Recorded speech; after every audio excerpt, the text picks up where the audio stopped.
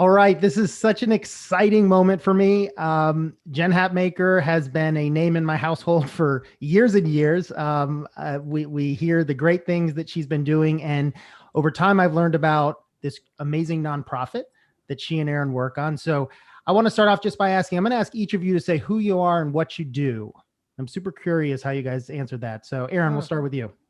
Sure. Well, thank you for having us. We're excited to be here. I'm Erin Arnheim, and I'm the CEO of Legacy Collective, and I'm blessed to be part of this organization that Jen co-founded back in 2015. Awesome. And I'm Jen Hatmaker, and I am an author and a speaker and a podcaster. I just like a lot of things. But I'm really super proud of Legacy Collective. We're at the 5-year mark and just thrilled about it. It's a giving community. I'm sure we'll talk about it, but and now Erin's at the helm, and I just feel like our greatest days are in front of us. Yeah, it's such an amazing organization.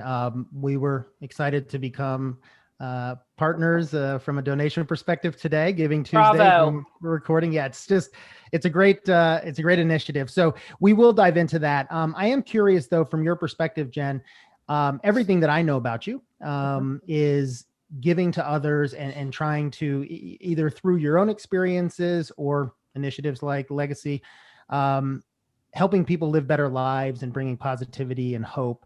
Where did that come from? Was that always inside of you as a young person, or did that develop later?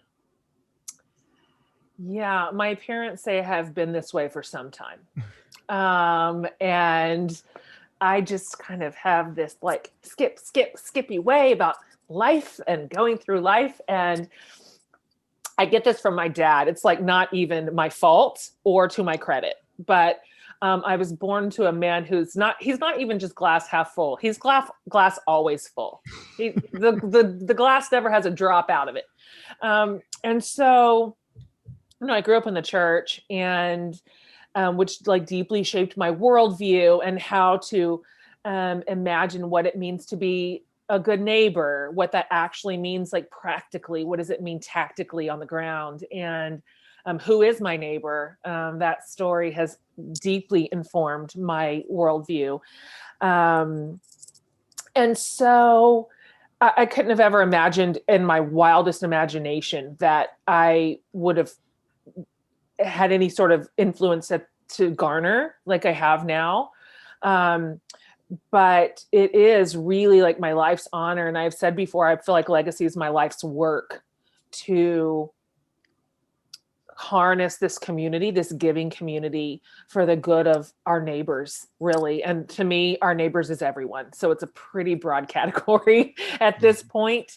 But I'm highly optimistic and I feel incredibly hopeful. And to me, when I look at the work of Legacy and I look at the world, I see like all possibility. And so that feels exciting. And I think Erin's going to lead us there.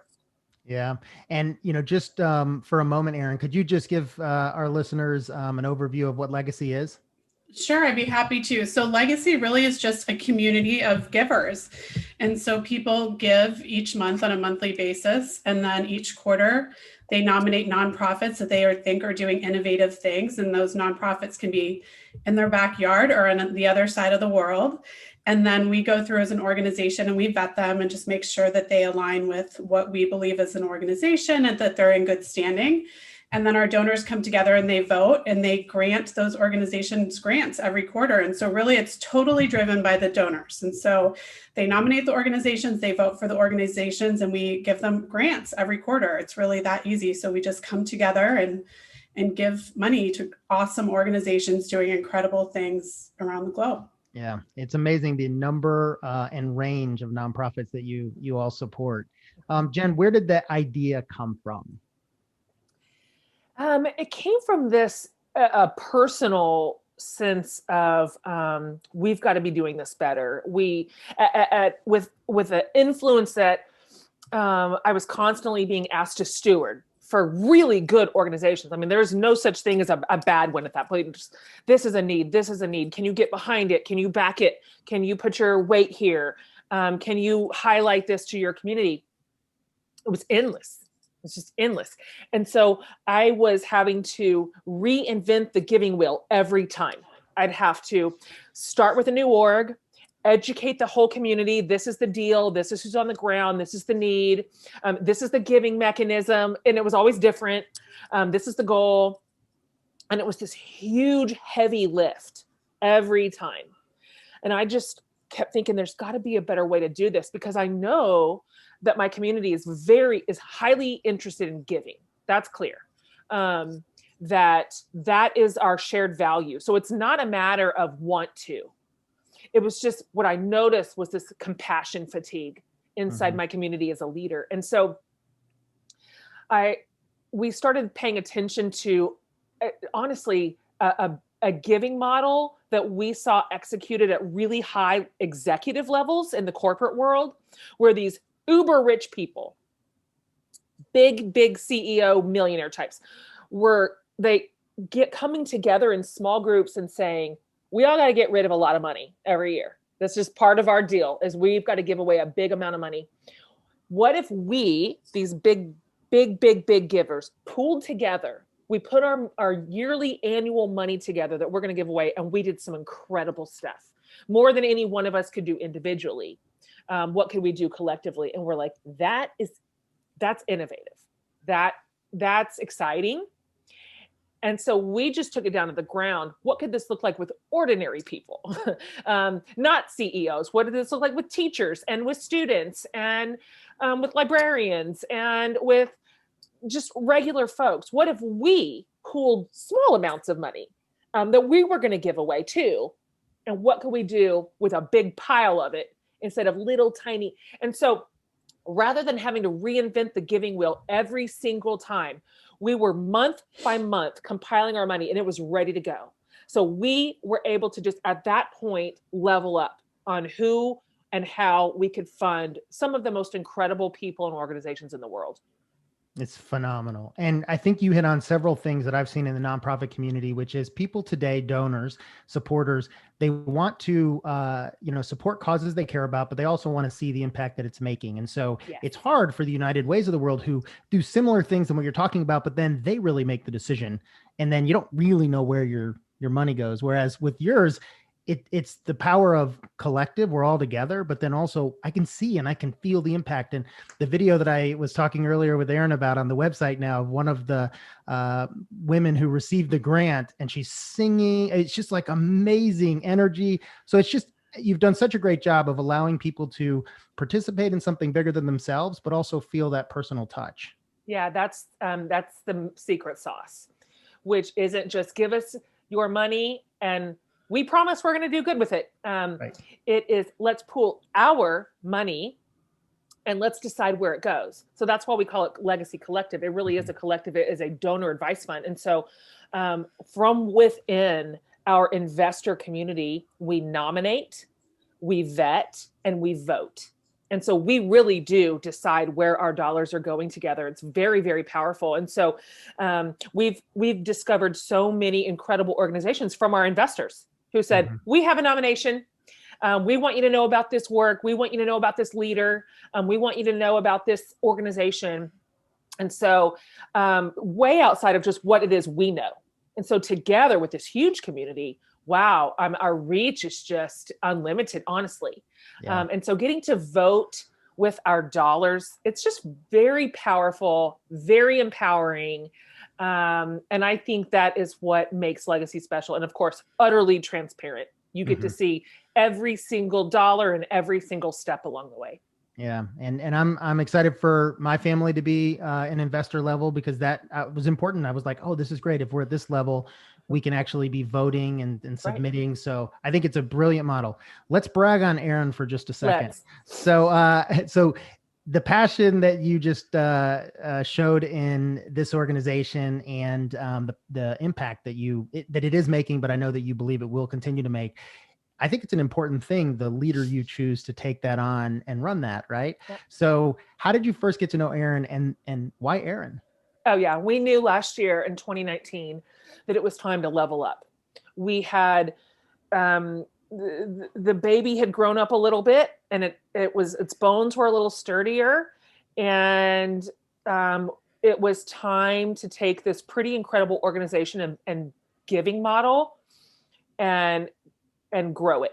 And so we just knew that we needed a leader with a different kind of capacity, who had vision for what was possible, who was able to not be incredibly risk averse. That's just how growth happens. You've got to really get out there and not necessarily just play like the really safe route. We needed somebody who had been there in other ways, in different capacities. And so could bring to the table ideas and innovations that we hadn't considered, that we hadn't experienced. And then finally, who would deeply value the ethos of legacy, the heartbeat of it, the blood and bones of it, what we care about, who we care about, and how. And so it was sort of a tall order, to be honest with you. That's a really complicated job description. And so we vetted and we vetted and we vetted and we weeded out and it kept shrinking down until finally Erin was last woman standing. And it was the best decision we've made. Like, this is the way that Erin has brought health to the organization and creativity and innovation is exactly what we wanted. And so really and truly, I think if we sat here on this podcast a year from now, the things that we'll be talking about that we have built and accomplished together are going to be pretty extraordinary. Erin, what do you think about you. that? That's pretty great praise. I appreciate it. It blows me away. It's still a little surreal sitting in the seat right here. What people don't know is that I went to church with the Hatmakers 20 years ago. And then I moved to Chicago and didn't keep in touch with anyone from Austin because I was living my Chicago life. But I saw Jen and Brandon kind of coming up and writing books and speaking and following that. And when Legacy launched, I'll never forget it. I was just so blown away by what they were doing. And so 5 years later, just to sit in this seat and have the opportunity to help take that to the next level and be part of such an incredible community of people that really care about doing good in this world. It's just an opportunity I never expected, but I feel very blessed to have. Yeah, it sounds like a dream, and we're going to get into that when we let Jen go in a second. So Jen, I just have one final question for you. Okay. If you had to narrow down one or two of your favorite books of all time, I'll go ahead and put the Bible in the list, and so you don't have Sure. outside of that. Sure. What would be some of the books you would point to? Ooh, that's such a mean question. It's just so impossible. It is. I'm a lifelong reader, obviously. Can I say three? Sure. Okay. Probably the book that created in me an absolute lifelong love of reading was a book I read as a kid, obviously, which was The Secret Garden. Did you ever read that, Erin? I did. I probably read The Secret Garden. I probably have read it 50 times. Wow. And just that world of imagination. I'm like, that's it. I'm hooked. Just give me a book. I was a real nerdy little kid. So The Secret Garden was my childhood favorite. I would read it right now. I'd pick it up right this second and read it. I'm 46 years old. One of my favorite genres is satire, humor writing. And so also I've read this book 20 times. The master of the world is David Sedaris at this. And so Me Talk Pretty One Day is my favorite of all his books. And it's a masterclass in awesomeness. I read it with this mix of absolute pleasure and envy. And I don't know which it is. Nobody does it like Sedaris. Nobody. He'll never be matched. And then I really love memoir. And so probably my favorite memoirist, I turned her into a friend because the internet can do that now. I'm like, I will make her mine. And I did. And it's called The Middle Place. It's by my friend Kelly Corrigan. And she is just the most gifted writer that I just want to strangle her. And so The Middle Place is one of the greatest memoirs I've ever read. And it's beautiful and poignant and funny and touching. And I cannot recommend it enough. So there, you asked for one, I gave you 3. I could give you 40. You're a rule breaker, but that's good. Nobody That's good. said I wasn't. Nobody. Well, I I have to say there are several of your books that my wife would put on her list of her favorites since she's read them nice. multiple times. So I can't thank you enough for being here and for starting Legacy. Erin and I are going to get into it, but thanks for your time. And look, if there's ways we can support, let us know. And welcome aboard to the Legacy community. Like, we're so happy to have you and your wife. We really, really are. And so I can't wait for you to get a little front row seat to this work. You're going to love it even more than you think. We're excited. Thanks, Jen. Thanks for having me. You bet. Bye, Jen. So, Erin, it must be pretty boring working with Jen. So boring. There's never a dull moment. I love it. I know. Well, we'll get into that. So you're from Chicago, and we talked earlier. I'm also from Chicago. I'm actually not from Chicago. You spent a lot of time in there. Yeah. I have a Chicago question, but then I want to find out where you grew up. Favorite pizza in Chicago? Oh, hands down, Pequod's Pizza with ranch dressing, deep dish. Okay. I don't. If Pequod's Pizza shipped to Austin, I would pay an insane multiple to have it delivered to my house. What, did you ever try Lou Malnati's? That's my favorite. I don't like it. What? I do not like it. All right, I'm gonna have to cut this short. I don't know if we're gonna have compatibility. Okay, well, I'm gonna have to try. What was it? Pequod? Pequod's Pizza. Yeah. All right. Clybourne Avenue. It's the best in the city. Okay, good. Well, I love to look for the best, although your taste is questionable, so I'll have to take that with caution. All right, so where did you grow up? Sure. So I grew up in Pittsburgh, Pennsylvania, and then my mom and I moved to Austin when I was in high school, middle of high school. So I went to high school and college here. And then towards the end of college is when I ended up at church where the Hatmakers were. It was super small. It was before they started their massive amount of growth. And then I was on the 7-year plan in college, couldn't figure out what I wanted to major in because I loved every single course I took. Where did you go to UT? Where'd you go? I did not. I started at what is now called Texas State. Back then it was called Southwest Texas. It was a huge party school, so they changed the name to change the reputation, which I don't think happened. And then I took some time off and I finished at a small liberal arts school called St. Edward's University. Okay. And then when I was in Chicago, and I finished with a business degree. And then when I was in Chicago, I went back for a master's in secondary education in history. In history. Okay. Yeah. I wanted to be a high school history teacher. Did you ever try that? Nope. Got through student teaching and called up the employer that I was still with and said, I really love working with children, but I do not love giving them homework and making them take exams. And so I would love to stay in my current role, but still work with children in the community. So I got to keep my job in finance and do a bunch of our community engagement work. So it really was the best of both worlds. Okay. All right. Well, I'll ask you the same question I asked Jen, because following the things that you've done and certainly your work with Legacy, because there are lots of awesome people in the world and not all of them also want to help others as much as like literally dedicating their lives to it by running a nonprofit. Right. Where did that come from? Has that always been inside of you? Yeah, that's a great question. It's been embedded in our family since we could walk and talk. And so my father's family in Pittsburgh is very philanthropic. My dad actually went back to grad school in his 40s or 50s, sold his business and went back to do grant writing for nonprofits. He passed away from Parkinson's this year, but he raised hundreds of thousands of dollars for Parkinson's in Pennsylvania.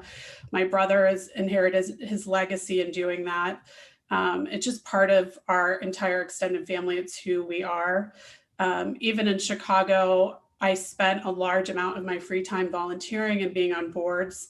I would go out on dates and people would be like, oh, what's your hobby? What do you do in your free time? And it was always volunteering, but it just brings me joy to help others. And the areas that I really spend that time are with teenagers and college students. So I love college persistence programs and kids in the foster care system. And so I know that's probably not normal that that's how I spend my spare time, but that brings me a lot of joy. And so it's really been the best of both worlds because now I get to spend my work time helping make that possible for others. So it's amazing. I think very few people in this world get a chance to have their job and their purpose, really match up. Usually people have to separate those. So, like had you become a teacher, which again, there's a purpose to that, but you might have always had this second part of you that was your hobby of helping, but now you get to spend all of your time from a work perspective helping, I mean, hundreds of nonprofits. Right.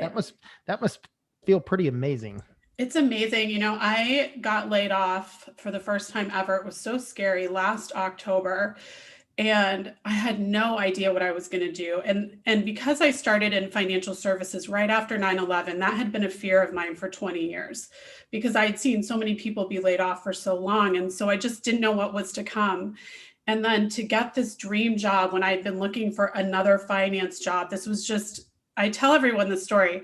I applied to 174 jobs. And going into this, I prayed that only the door would open for the job that I should take.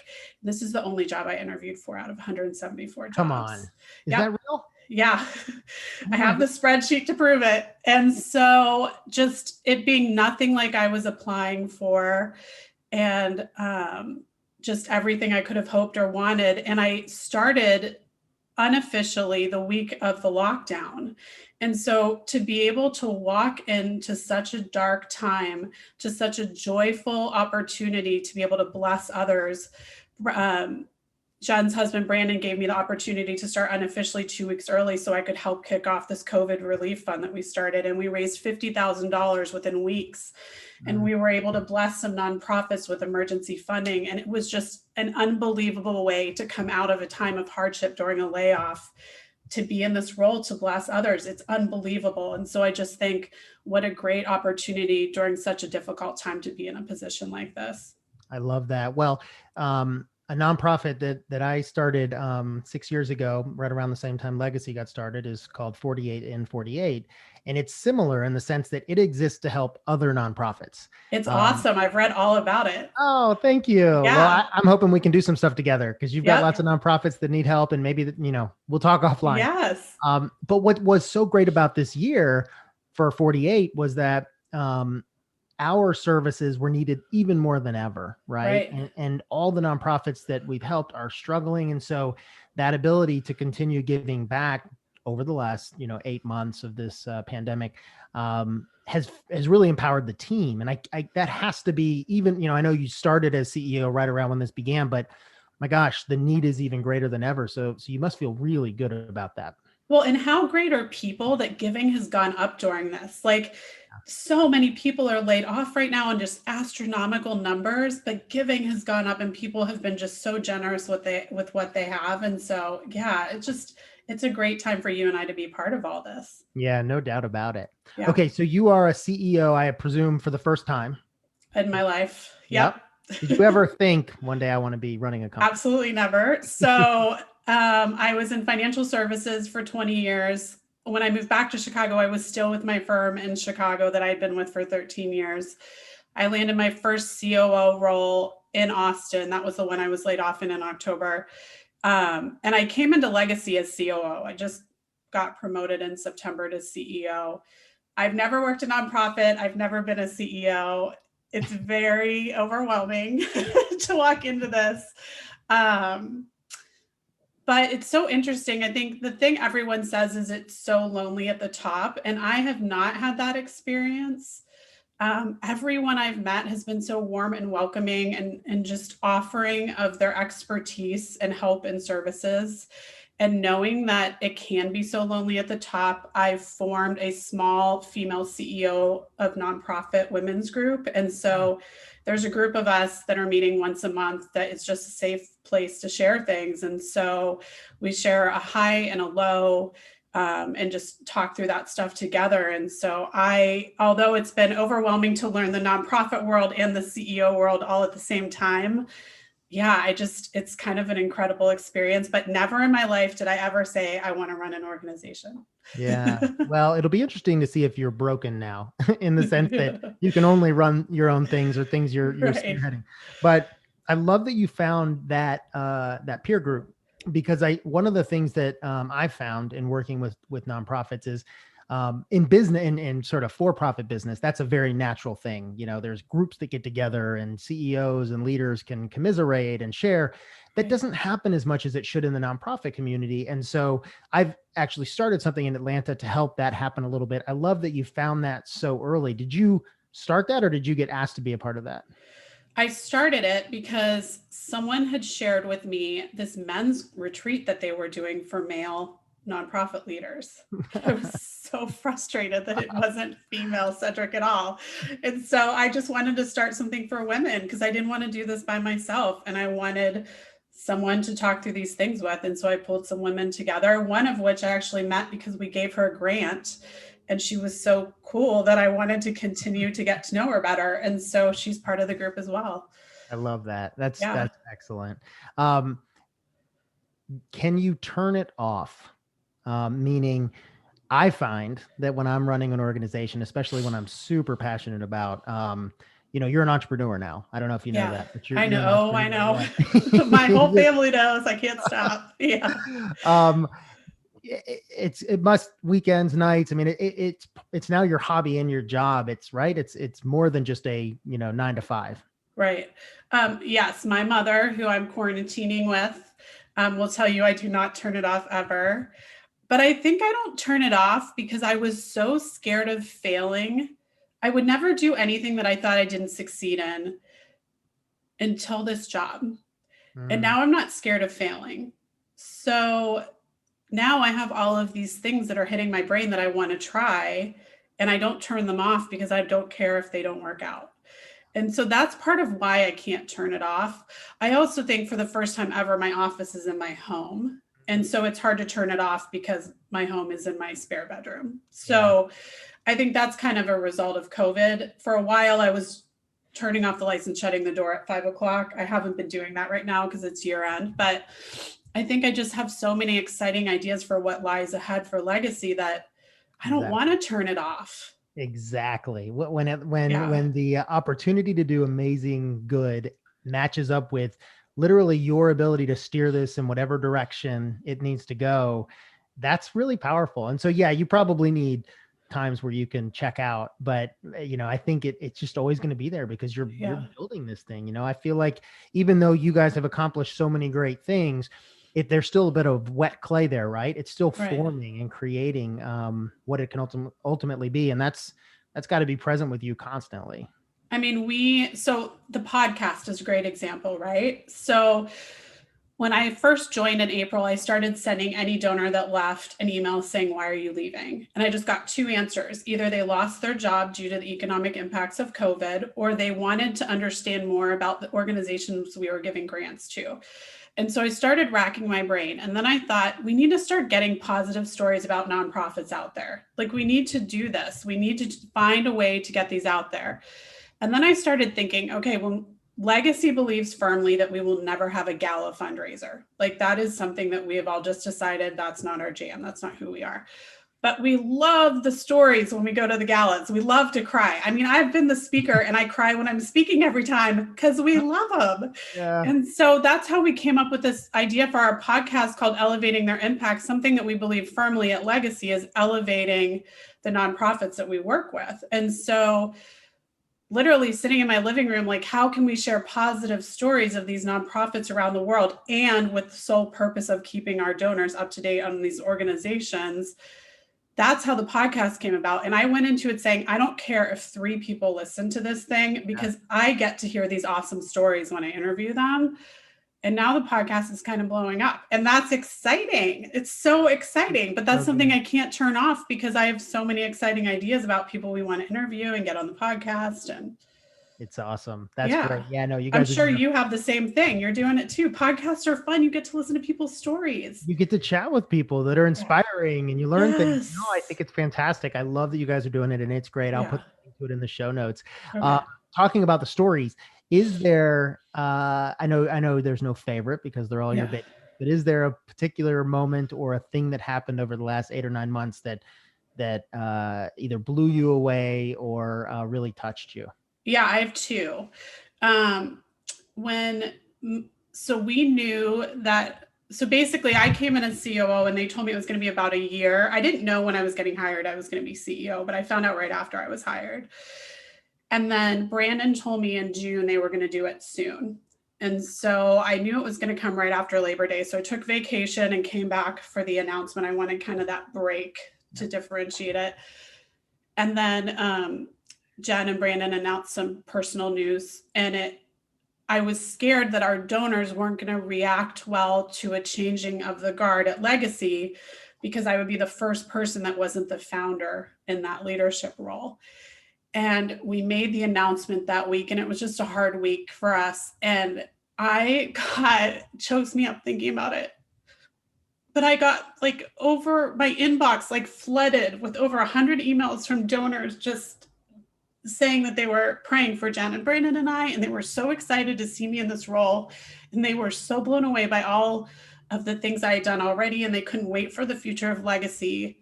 And I couldn't believe the level of support and love that I got on that day. I had expected people to leave Legacy because of the changes in leadership. And instead, people upped their giving levels and showed me so much love and support. Just didn't expect it. And then the other cool thing was something that we believe really strongly at Legacy, which Jen does too for anybody that follows her, is inclusivity, especially with the LGBTQ community. So this year, I made our first ever Pride post for Pride Month. I made quite a few of them, which we've never done on social media. Didn't really care if people unfollowed us because it was more important for me to post them than not. And I created a diversity statement with our board, and we posted it on the website. And then I instituted new criteria to our grant process that organizations that we vetted had to be inclusive organizations in their hiring practices, employment practices, and how they treated their clients. And so an organization that I had nominated, I was putting them through the vetting process like everyone else. And it was an organization I care deeply about. And I found out that because they were faith-based, they don't have to follow the same laws that a non-faith-based organization does. And so they didn't have inclusive hiring practices. And I had to take them out of the grant process and also off of our podcast. And it was a very hard decision for me as a leader, but I also know that what we stand by as an organization. Not knowing this, someone involved very intricately with Legacy was part of the LGBTQ community and hadn't come out to me yet. And just seeing me make that decision made it safe for her to come out to me. And then someone on our board of advisors, who's part of the LGBTQ community, I called her to talk to her about it because I wanted to ask her how to better handle it going forward. And she was so supportive that she blasted her social media with how supportive we are of the LGBTQ community. And we ended up getting donors out of it.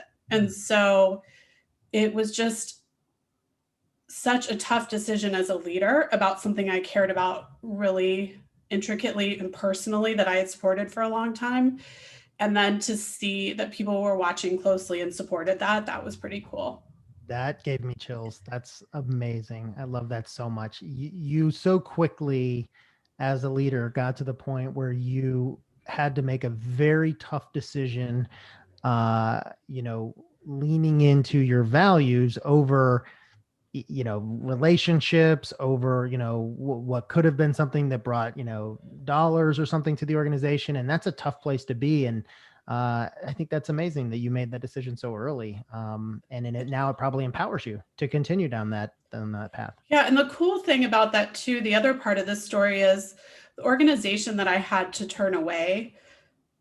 I'm very close with the CEO of that organization. And we had this great conversation about how I respect the fact that even though I don't agree with their stance, that they still stand by what they believe in so much that it's costing them dollars. And so even though we might not agree on what we believe in, I love that they stand by what they believe in.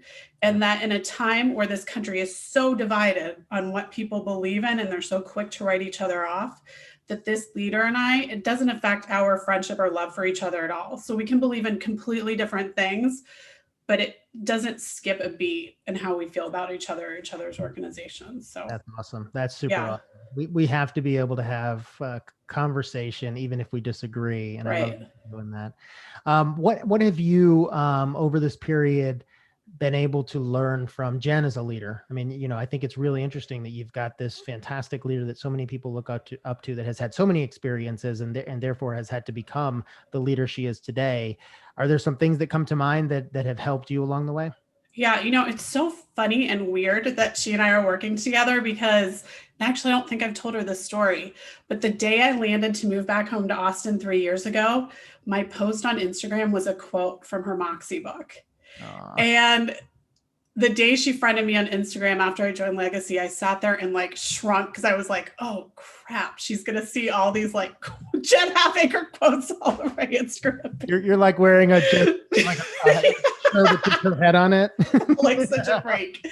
So anyway, yeah, the thing she's taught me is, and I was talking about this on a family Zoom call last night, is that I never had great experiences working with women in financial services. And I'm not saying there aren't great women. There are great women in financial services, but many of the women above me were just hard and difficult. And some of them were not quick to support the ones coming up behind them because they had struggled so much. And it was always important to me to shepherd the ones coming up behind me because I had struggled so much trying to break barriers. And so I just never looked forward to working with women. And Jen is a joy. And every person that has come into my world because of Jen is a joy.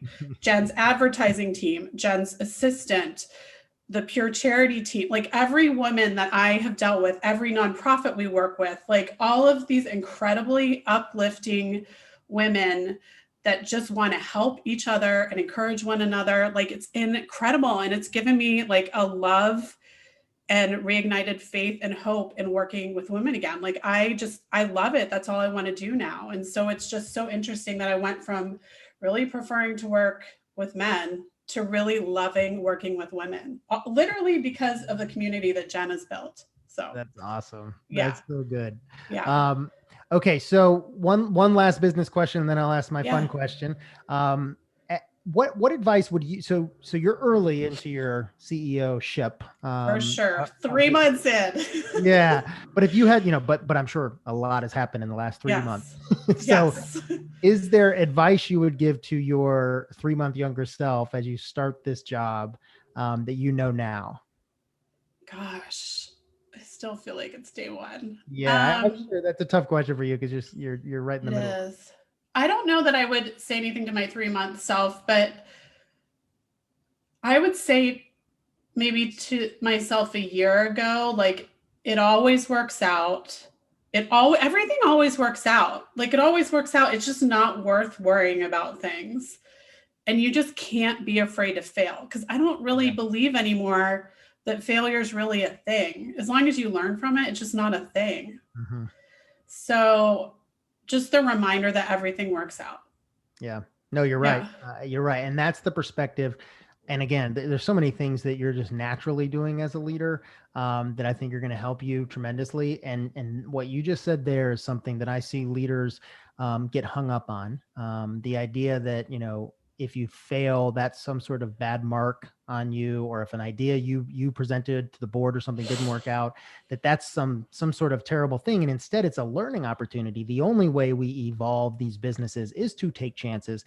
And more often, we grow more from the learning of the mistake. So I love that that's your perspective going into this, because there's so much potential with Legacy. Yeah.